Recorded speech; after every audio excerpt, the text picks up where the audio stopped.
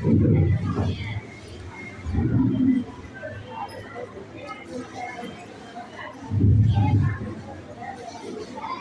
சங்கம் வைத்து தமிழ் வளர்த்தது நமது பாண்டிய நாடு. இன்று பந்தயம் வைத்து தமிழ் வளர்ப்பதே ஒரு பெரும் பாடு. இருப்பினும் நெற்றிக்கண்ணிடம் குற்றம் குற்றமே என்ற நக்கீரர் வெளிவந்த நடுவர் அவர்களுக்கும், என்னை கண்குடுத்தி வழிகாட்டிய ஆசிரியர் பெருமக்களுக்கும், எனது தாய் மண்ணி உடன் பிறப்பவர்களுக்கும் பணிவான வணக்கங்கள். என் பெயர் யாசிகா. எனக்கு பெயர் வைத்தது எனது பெற்றோர்தான். ஆனால் எனது பிஞ்சு விரலை பிடித்து எனது பெயரை மட்டுமல்ல, எனது பெற்றோர் பெயரையும் மற்றொரு பெயரையும் எழுதவும் படிக்கவும் வைத்தது எனது ஆசிரியரே. அவ்வகையில் மாணவர்கள் வழிகாட்டலில் பெரும்பங்கு வகிப்பது ஆசிரியர்களே என பேச வந்துள்ளேன்.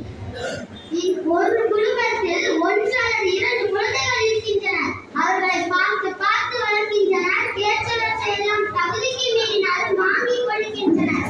இப்படி பார்த்து பார்த்து வளர்ப்பதால் மட்டும் குழந்தைகளின் வளமான எதிர்காலத்தை உருவாக்க முடியாது. படிப்படியாக நல்ல பண்புகளை வளர்க்க வேண்டும். அதை செய்பவர்கள் ஆசிரியர்களே.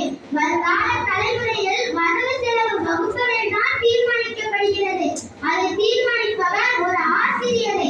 ஒவ்வொரு மாணவர்களின் திறமையை அறிந்து அதை இவ்வுலகிற்கு வெளிக்கொண்டு வருபவர்கள் ஆசிரியர்களே. இதனால் தான் பழம்பெரும் தத்துவ ஞானி அரிஸ்டாட்டிலின் மாணவர் மாவீரன் அலெக்சாண்டர் சொன்னார், நான் இந்த உலகத்திற்கு வந்ததற்கு காரணம் எனது பெற்றோர்தான். ஆனால் இந்த உலகம் என்னிடம் வந்ததற்கு காரணம் எனது ஆசிரியர் என்று. ஒரு வீட்டில்